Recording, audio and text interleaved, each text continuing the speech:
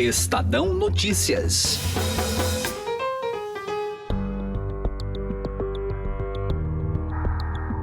Quanto há de conveniência política na demissão de Marcos Cintra? Por que o secretário da Receita Federal vinha incomodando tanto o presidente Jair Bolsonaro? A proposta de uma nova CPMF está longe de ser o único e real motivo, como explica neste programa, e você vai ouvir daqui a pouco a repórter de economia do Estadão, Adriana Fernandes. Ora, se a volta da contribuição sobre transações financeiras está enterrada, como fica a sugestão de reforma tributária do governo? Se, por um lado, o objetivo é desonerar, qual será a mágica para arrecadar? Eu sou Emanuel Bonfim e esse é o Estadão Notícias, que hoje ainda bate um papo com a correspondente do Estadão em Washington, Beatriz Bula, sobre a passagem do chanceler Ernesto Araújo pela capital norte-americana. Com polêmicas, é claro. Estadão Notícias. A XP Investimentos foi eleita a melhor assessoria de investimentos pelos paulistanos na pesquisa Datafolha. A assessoria está na essência e no DNA da XP, e esse importante reconhecimento reflete o compromisso em fazer os brasileiros investirem melhor por meio de uma assessoria especializada e transparente, que busca sempre os melhores investimentos de acordo com o perfil de cada cliente. Acesse xpi.com.br. XP Investimentos, mudando para sempre seu jeito de investir. Estadão Notícias. O grande problema é o seguinte: há críticas, e eu reconheço, com relação à tributação sobre pagamentos. Ainda que tivéssemos tido no Brasil durante 12 anos um tributo sobre movimentação financeira, que não gerou nenhuma das grandes distorções que teoricamente, conceitualmente se apregoam, ainda que tenhamos tido isso, é um tributo que não é visto pela sociedade com muita simpatia. A contribuição previdenciária, que é o tributo sobre pagamentos que pretendemos implantar ou sugerir, está para a CPMF da mesma forma que o IVA está para o ICMS. Esse é Marcos Cintra, ex-secretário da Receita Federal, que foi demitido nesta semana por defender a volta de um imposto aos moldes da antiga CPMF. Segundo o vice-presidente Hamilton Mourão, a queda ocorreu pois o debate interno da secretaria foi tornado público. A questão do imposto de transação financeira, que o presidente Bolsonaro não tem nenhuma decisão a esse respeito e ele acha que a discussão se tornou pública demais antes de passar por ele. O troço transbordou, já estava sendo discutido em rede social, essas coisas todas, e aí o presidente não gostou. No entanto, Marcos Cintra não caiu apenas por causa da nova CPMF. O ex-secretário da Receita já sofria pressões internas desde que foram vazadas investigações sobre as declarações de impostos de membros do Judiciário. Com a demissão de Marcos Cintra, o ministro da Economia Paulo Guedes vai promover ampla reestruturação no fisco com a troca das chefias do órgão. Afinal, quais os motivos que levaram à queda do secretário da Receita e como fica a reforma tributária sem a criação de um novo imposto? Converso agora sobre o assunto com a repórter de Economia do Estadão, Adriana Fernandes. A gente acompanhou nessa semana a queda do Marcos Cintra, da Receita Federal. Foi vendido a justificativa, Adriana, de que foi por expor a possibilidade de se implementar uma nova CPMF, mas no fundo, a gente sabe que tem outros motivos, talvez motivos mais concretos e reais para a queda dele. É isso mesmo, Adriana? Com certeza. O Marcos Cintra ele já vinha se desgastando mesmo por conta da CPMF, né? A CPMF é um tributo que é rejeitado pelo presidente Jair Bolsonaro. Já falei que não existe CPMF. E também pelo Congresso e a sociedade brasileira rejeita a volta desse tributo. É um tema com um obstáculo muito grande. De fato, as reações hoje, para mim, foram muito contundentes da dificuldade da CPMF na Câmara dos Deputados. Mas a equipe dele insistia, o Cintra insistia, teve o apoio do ministro Paulo Guedes. Isso é importante nesse momento ter essa avaliação, né? O ministro Paulo Guedes, em público, declarou que iria sim insistir na criação de um novo imposto que eles estavam chamando de contribuição sobre pagamentos, e dizendo que não se tratava da CPMF, mas no fundo o modelo é muito parecido, só com uma base tributária mais alta. Tem uma capacidade de tributação muito rápida, muito intensa, ele põe muito dinheiro no caixa rápido. Se ele fosse baixinho, ele não distorce. Acontece que a equipe econômica, o governo, que Cintra caiu por conta da insistência da nova CPMF, mas por trás também já havia há algumas semanas, desde o mês passado, um desgaste do secretário por conta da crise institucional na Receita Federal. A Receita é um dos órgãos mais poderosos do governo, Emanuel, e ele estava sofrendo pressão do presidente Bolsonaro. O presidente pediu ao Cintra, né, que demitisse 2 auditores fiscais na Superintendência do Rio de Janeiro. A corporação, que é uma corporação, como eu te disse, muito poderosa, se rebelou, toda a cúpula da Receita ameaçou sair. O Dia Nacional de Luto foi promovido pelo Sindifisco, o Sindicato dos Auditores Fiscais da Receita Federal. Teve um arranjo ali naquele momento, mas a crise ela ainda está aí, ela está lá no órgão, né? E aí o Paulo Guedes aproveitou esse desgaste nessa semana, teve um evento aqui muito importante, um evento organizado pelo Sindicato dos Auditores Fiscais da Receita Federal sobre a reforma tributária. O Cintra não foi, mas ele enviou um subsecretário, como se fosse o número 2 dele. E lá ele vai e fala a proposta da reforma tributária que o governo ia lançar, fala alguns itens e confirma que haveria uma contribuição sobre pagamentos. Isso foi a deixa, né, para o Rodrigo Maia, todo o Congresso, bater no governo, e o Paulo Guedes aproveitou esse momento para fazer essa troca que ele queria fazer para reestruturar a Receita, fazer uma mudança mais profunda na Receita, que também essa mudança, é bom lembrar, está sendo cobrada pelo Supremo Tribunal Federal, pelos alguns ministros do Supremo, e também, além de políticos, obviamente, e também pelo Tribunal de Contas da União. Por que eles estão pressionando isso? Há uma força-tarefa da Receita Federal, os melhores especialistas dele começaram em 2018, no ano passado, a fazer uma investigação sobre autoridades, né, autoridades do Executivo, do Judiciário e do Legislativo. Então, essa investigação, ela chegou em algumas figuras muito importantes do Supremo Tribunal, que começaram a questionar o trabalho de investigação da Receita. A Receita agora exerce um papel de pistolagem para o juiz e os procuradores da Calicut? É disso que nós estamos falando? Então, tem muita coisa por trás dessa demissão de Marcos Cintra, que vai além da questão da CPMF. Paulo Guedes não vai querer colocar a CPMF de novo na proposta. Isso, Emanuel, mas tem um problema, porque ele prometeu desonerar a folha de pagamentos. O que é isso, né? As empresas, eles pagam uma contribuição para a Previdência, que é a contribuição patronal.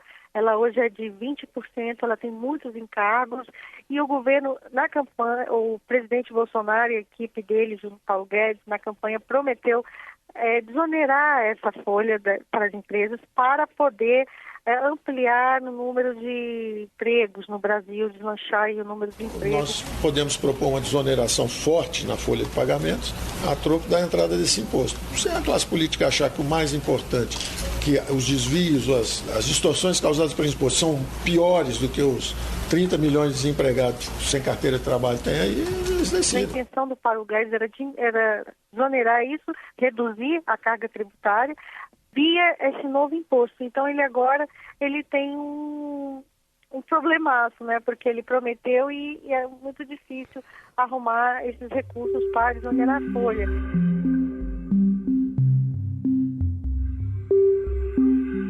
Quer dizer, no fundo não tem mágica. Se ele quer desonerar de um lado, de outro, ele precisa arrecadar. É isso, não é, Adriana? Exatamente, Emanuel.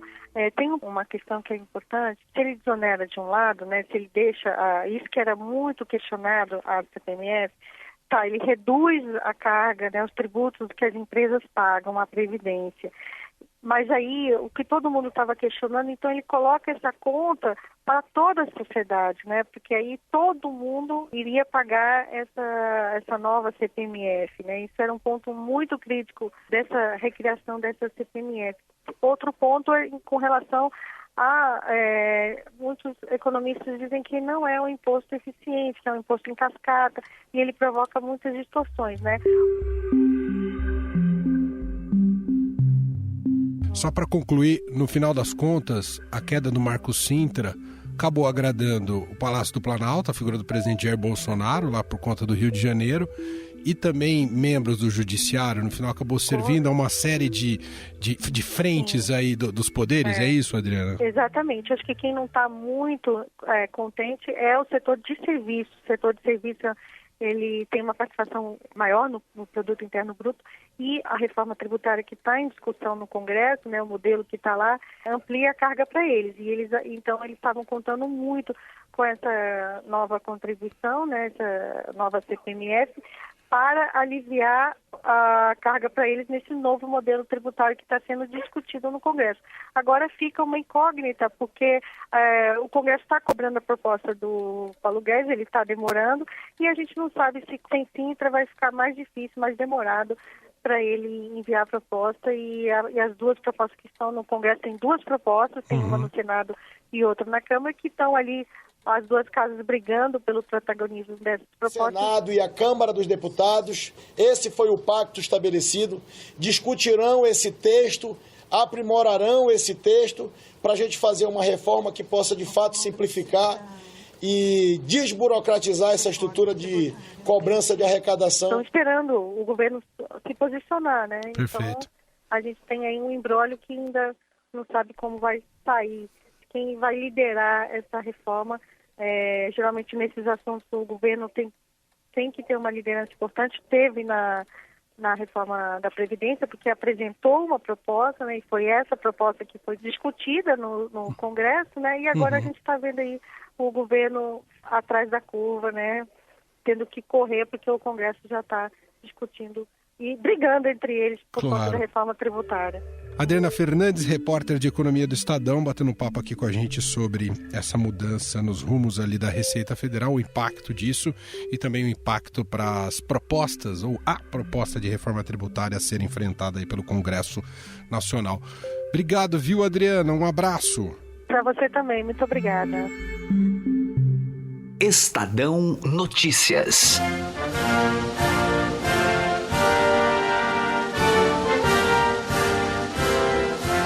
A nossa conexão agora é com Washington, nos Estados Unidos, e vamos bater um papo com Beatriz Bula, correspondente do Estadão por lá. Tudo bem, Bia? Oi, Emanuel, tudo bem? E você vai perceber, ouvinte aqui do nosso programa, que não só a gente está conversando com a Bia direto de Washington, mas também tem toda a paisagem sonora de Washington que dá para captar aí ouvindo a Beatriz Bula, né, Bia? Nas ruas de Washington, sempre movimentadas, não é isso? É isso, acabei de terminar uma apuração, uma reportagem por aqui e ainda tô na rua, ainda não tô num lugar silencioso. Tá tudo bem. Ô Bia, evidentemente que a nossa agenda aqui para a gente bater um papo é falar um pouco sobre a passagem do ministro das Relações Exteriores, Ernesto Araújo, por aí em Washington, com vários compromissos, cada um deles com frentes diversas temáticas, políticas. Isso ainda persiste também nessa sexta-feira, mas vamos começar por aquilo que talvez tenha causado maior barulho, não só aqui no Brasil, mas também com repercussão aí nos Estados Unidos, enfim, com outras caixas de reverberação. O discurso dele é relacionado, é muito afiado com a questão ideológica do presidente Jair Bolsonaro e a questão da Amazônia e do clima. Ele começou com uma palestra nesse tom, foi isso, né, Bia? É isso, Emanuel. Foi o primeiro evento aberto, o primeiro evento público dele aqui em Washington. Desta vez, nessa passagem, o Ernesto Araújo já esteve aqui algumas vezes neste ano. Se eu não estou enganada, essa já é a quinta vez, para ter essa aproximação com o governo Donald Trump que o governo Bolsonaro deseja. E aí o primeiro evento dele aqui foi uma palestra em um think tank, que é o que a gente chama aqui desses centros de pesquisa, centros de pensamento, que é conservador, alinhado à Casa Branca do presidente Donald Trump, e ele falou justamente sobre a Amazônia e sobre a questão climática. E aí foi um discurso, sim, bastante ideológico, no qual ele criticou o que ele chamou de climatismo e disse que tem um tipo de alarmismo climático que é criado e usado pela mídia e pelo sistema político tradicional como reação a figuras como a do presidente Jair Bolsonaro. Na prática, ele está querendo dizer que a situação, tanto das queimadas da Amazônia como de aquecimento global, não é tão grave quanto se diz internacionalmente e nacionalmente em pesquisas científicas, etc., que na verdade tudo isso é uma forma de se opor a políticos que vão anti-sistema, como o presidente Bolsonaro e, como disse ele, o americano Donald Trump. Ainda dentro dessa linha e desse viés do debate, Beatriz, teve agenda não oficial com Steve Bannon? Teve um encontro com Steve Bannon, é isso mesmo, Bia? É a agenda fora da agenda, né, Manuel? Sempre que essas viagens oficiais acontecem, tem aqueles momentos de lacuna na agenda oficial divulgada e alguma coisa está acontecendo, algum jantar, algum almoço.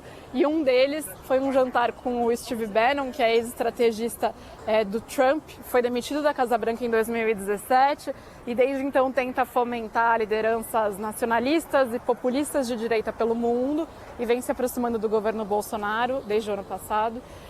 O Araújo se encontrou com o Bannon, não é a primeira vez que eles se encontraram, eles já tinham se reunido antes, em outra passagem do ministro pela cidade, se reencontraram quando o presidente Bolsonaro esteve aqui.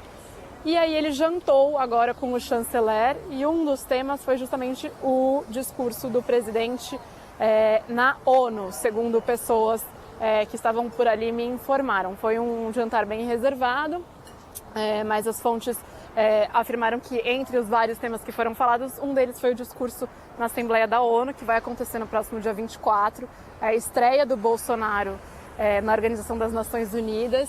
E é o discurso de abertura da Assembleia, é o discurso do Brasil. Do ponto de vista, saindo um pouco desse debate mais político-ideológico, indo para questões mais comerciais e de impacto econômico, algo foi firmado até agora que eventualmente tenha sido anunciado ou dado alguma pista pelo próprio Ernesto Araújo nessa passagem, Bia?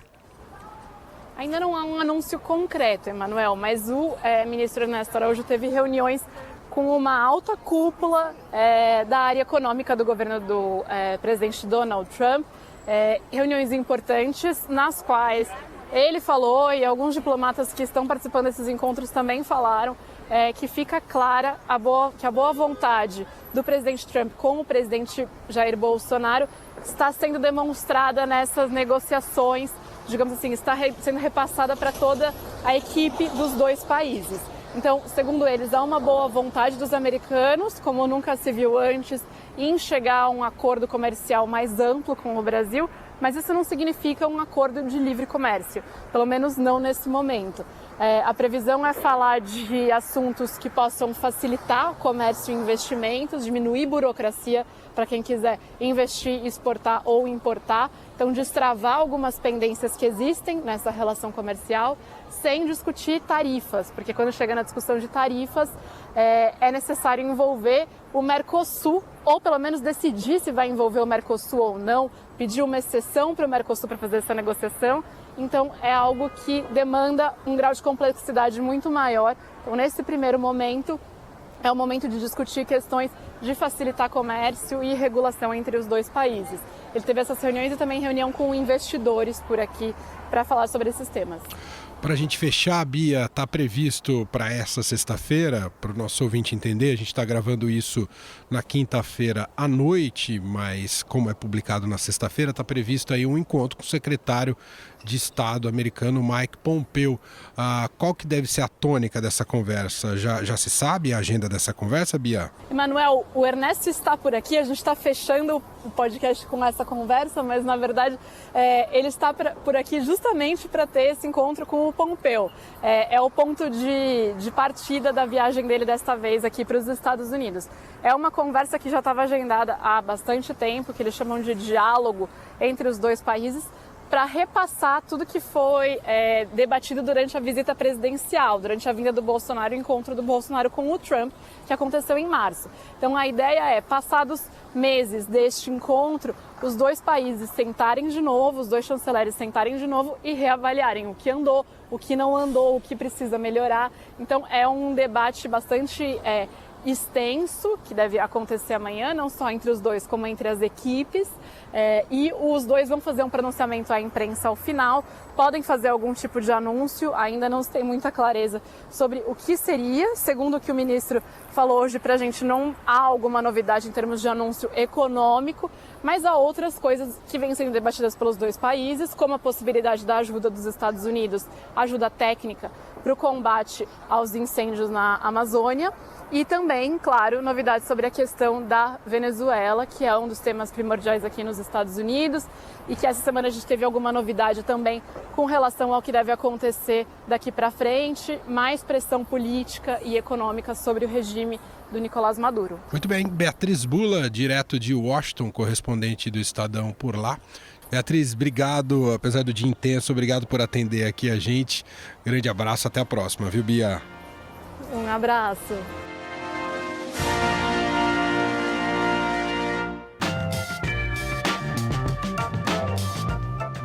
O Estadão Notícias desta sexta-feira vai ficando por aqui. Contou com a apresentação minha, Emanuel Bonfim, produção de Gustavo Lopes e montagem de Nelson Volter.